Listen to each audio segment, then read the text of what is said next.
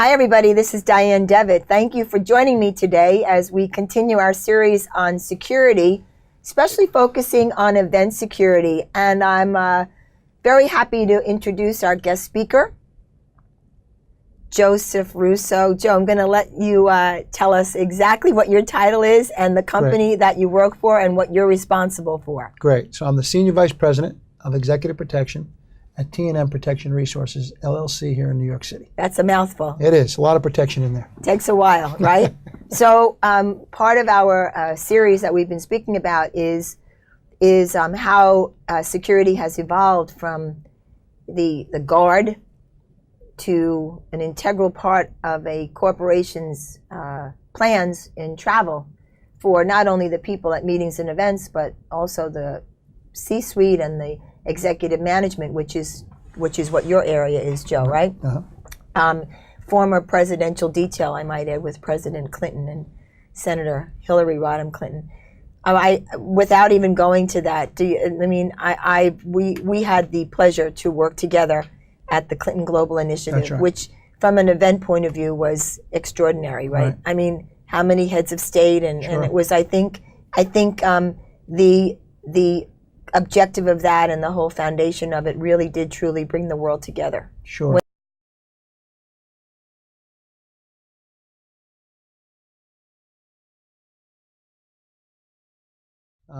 Came into existence the following year, and so me being in the private sector, I was contacted by the president's folks, and they said, hey, would you be interested in taking a look at the security piece for this thing we're about to start? We have no idea where it's going to go, but we would like you to be part of it, at least for the outset. And that's how really it came to be. And of course, over the next 13 years, the Clinton Global Initiative became the second largest event in New York City during the United Nations, second only to the General Assembly. Exactly. And of course, they ran it simultaneously with the UN so that he would attract, some of the heads of state, and he did over the years. It took place at the Sheraton Hotel here in New York. So we were fortunate to be able to design the very large security plan, which involved explosive detection, canine, magnetometers, all the things that we did before in the Secret Service. And then eventually it became so big that the Secret Service had to come in and steal the plan back from me because I stole it from them in the first place. It's the same game plan. And I was able to continue to work from a private security perspective because we were still responsible for the attendees and the people who the Secret Service were not protecting. So it was an interesting mechanic.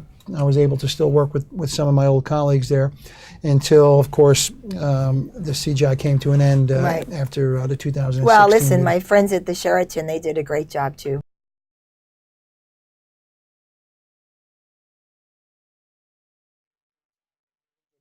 So here's a question for you, totally not related to anything too important, but important to me. How many well, let me just say this, how many women, or do you see an influx of women, or what's your opinion with women involved in security, and has it grown? What do you see over the last couple of years from where you sit? No, I think certainly it's grown, and it's certainly necessary. And the Secret Service, even the years that I was there, you watched every year incrementally improving their recruitment of women, and then having women become agents. It's not an easy thing to become a Secret Service agent to start with, from a physical and from a mental perspective. And then if you're trying to raise a family, it's even more challenging. So I think in the earlier days when I first started, I don't know if it was even 10%, but there was only 1,500 agents. So if we had 100 women as agents at that time, that was a lot.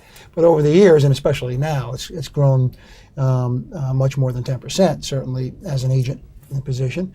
And in the private security, because we utilize, T&M utilizes off-duty retired police, there's a heck of a lot more women police officers and detectives now. Are there certain jobs you put women on versus men? I know I'm generally speaking that, either or, but there are specific jobs that... Yes, I think so. I think certainly in the corporate world where you're protecting a family, say, and you have young children or a wife who is doing her own traveling, it's always great if you can, bring in some women on the security side because, number one, they understand a lot of that. And secondly, they can access places that a man couldn't with a female protectee.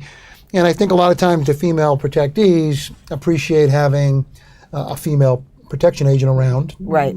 To be able to work with.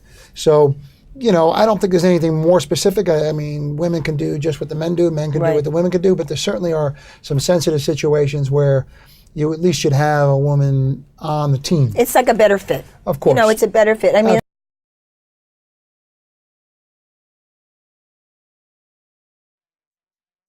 you just, it just, people are more comfortable. Of course. To have that choice, right? I think so. So what's the most common question that you are asked? And I'm speaking from a meetings and events perspective, right? About the security industry or about security. If someone calls you for the first time, right, a meeting planner, a senior VP, whoever you get called by, the executive, the PA assistant, what is the typical most common question they ask you? Usually it starts with, we're not really quite sure what we need, especially if they haven't done it before. Which is great, by the way. Which is great, right? But we know we have a need for some level of security. Can you help us work through that? And that's exactly what we do. So a lot of times it'll start from completely scratch. Other times when they've had security before, it's because they're thinking they wanted to up the game a bit. We think we need to improve the security for this particular event. We don't think we're where we should be from benchmarking other events, say, from an event planning perspective. But I think at the end of it, it is how are you going to provide the proper level of security without, taking over the event and making it a security story instead of an event story. Right. And so that's always a very delicate balance, but there's very creative ways to do that. But I think that's certainly their concern. Whether or not they formulate that in a question, I don't know. But most of the concern is we need security, but we don't want it to be all about security. Right. I mean, people want you there, but they want you in the background. It's still and a I think great the thing experience. is that it really depends. Again, I planned events where they're in a ballroom, and then I planned events where they're outside in an open space. And obviously, an open space is far more threats to it, or far more risk.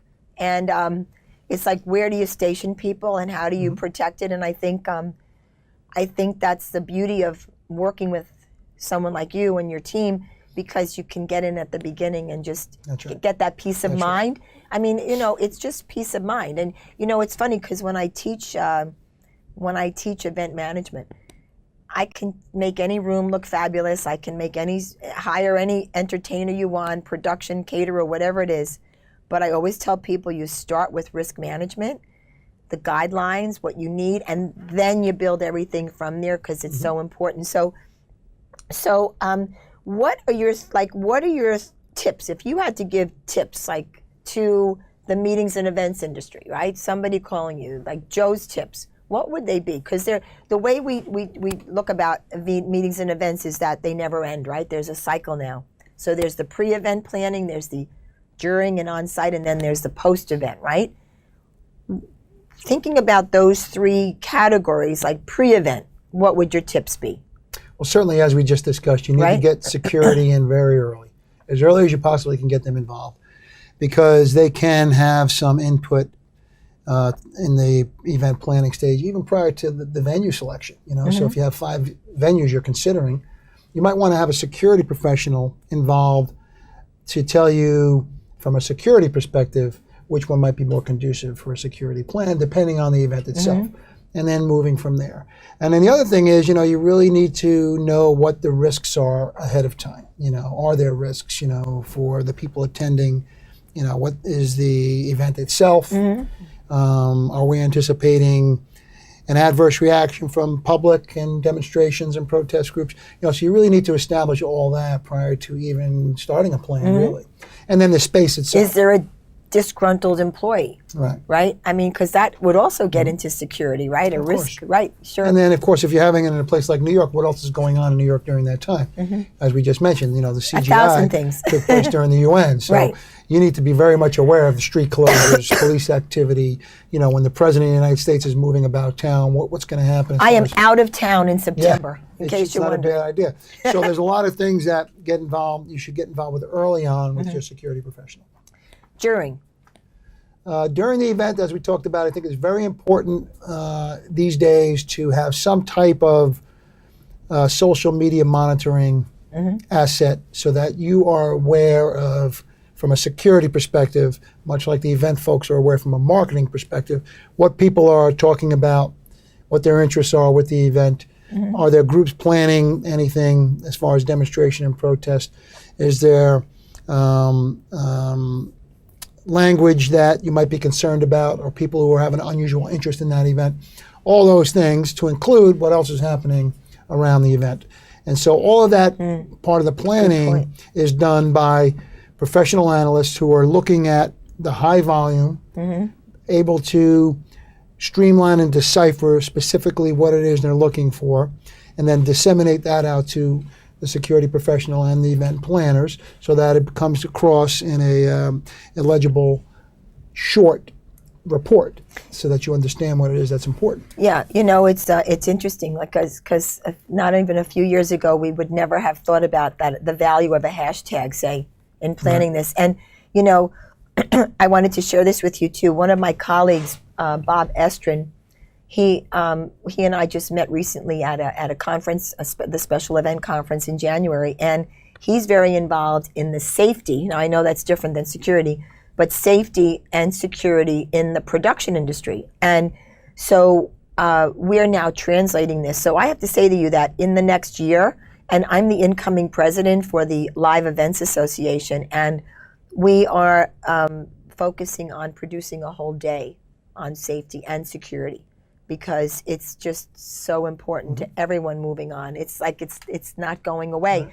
Right. I happen to think, it's my prediction that at some point that the event planners, the meeting planners, will have to fill out a one-sheeter, like a checklist of did you do, did you do, did you do, did you think, did you do, just in the future as a matter of protocol. I mean, that's kind of my thing.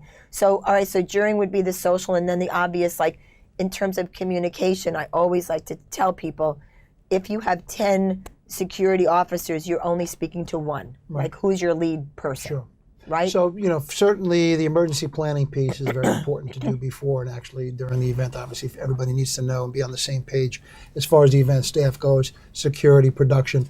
Everyone needs to know exactly what will happen if there is an emergency, whether it be, you know, shelter in place. You have to have relocation sites predetermined, and, you know, try to make sure that, you know, if we do have to evacuate the space, it's done in an orderly fashion. As far as the security goes, you know, especially for the larger events, security will always identify what their roles are. You know, you'll have a lead, you'll have a site, you'll have an advanced person responsible for the arrival of the VIPs, say, and then you need to coincide that with your counterparts from the event staff, so that security can be dealing with one or two people directly on any event issues.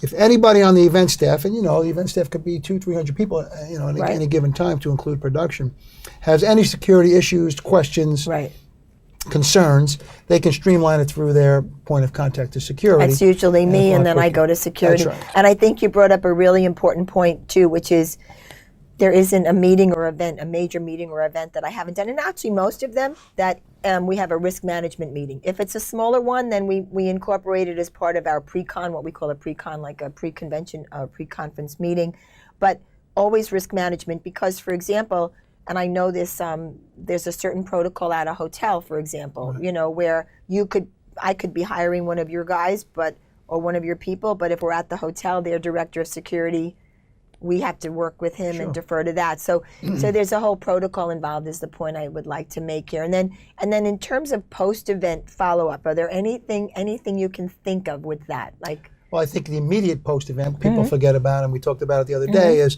you know, when an event's breaking down is when you become most vulnerable, because especially if you were screening people coming in, everything's breaking down, people are now free to come and go, so you really got to stay on top of it at the end. And then loading out, you really need to assist and think about the load out, especially for a major event where you may have 20, 30 trucks needing to get down the street in Manhattan. That's always a challenge. Right. So that really needs to be part of the plan. You know, for us and for you, it doesn't end when the door is open and everybody leaves. It ends when everything's buttoned up, transported out, and the space is back to what it was before. And then it's always great to do a little bit after action reporting and speaking and discussing with the event staff to see what went right, what went wrong, what maybe we can do better next time. You know, what challenges presented themselves that we didn't anticipate, and how do we deal with them? And, you know, Joe, you just brought up, reminded me of something too, is how many people, I mean, nowadays people are not used to paper. But if there's paper left behind and it's not shredded and it has confidential information, I mean, I would say the good part of planners know they need to police the area and leave it clean. But it is more than that. You can't just throw something away. I mean, it just has to, right? And it's even more than just the paper. And the paper has always been, but operational security, OPSEC, as we like to refer to it as, involves all communication. So, when you're speaking to somebody outside the space and you have some important information about somebody who might be attending, you want to make sure that you're not sharing that with people unintentionally. Your computers. Loose lips sink ships. Yeah, but your computers, your smartphones, your credentials. Right, anything laying around. All these things have to be, maintained and kept safe.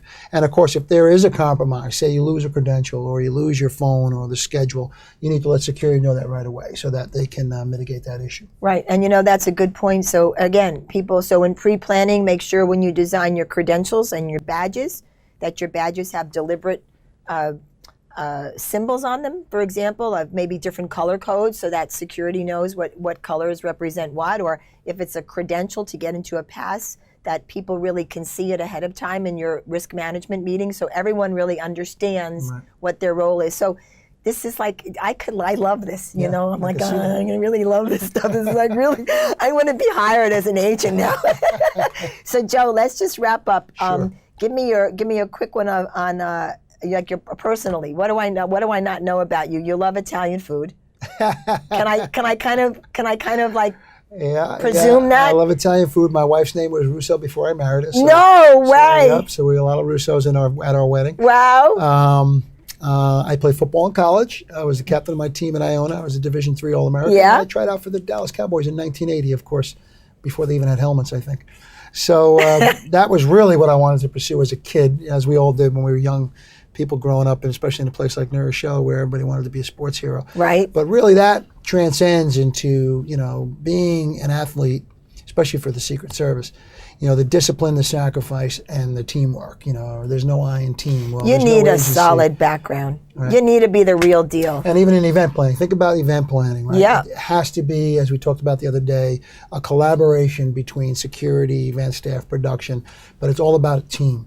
And everybody has to accept their role and understand that if they fail in their role, then the team fails. So, absolutely. That goes without saying in most aspects in life, I think that. And so all of that prepared us, I think, for our roles and certainly in the Secret Service. Those things that I learned were invaluable to me from a football perspective. So, yeah, those things are, you kind of use it all, right? I know. Well, Joe, I can't thank you enough. I'm really, I learned a lot. I always learn a lot. And I think it's interesting for people to hear. And so thank you for coming. And everybody remember to be aware. Don't be scared. Just be aware. Okay? Thank you so much. Thanks, See you next time. Appreciate Bye. it. Thank you, Joe.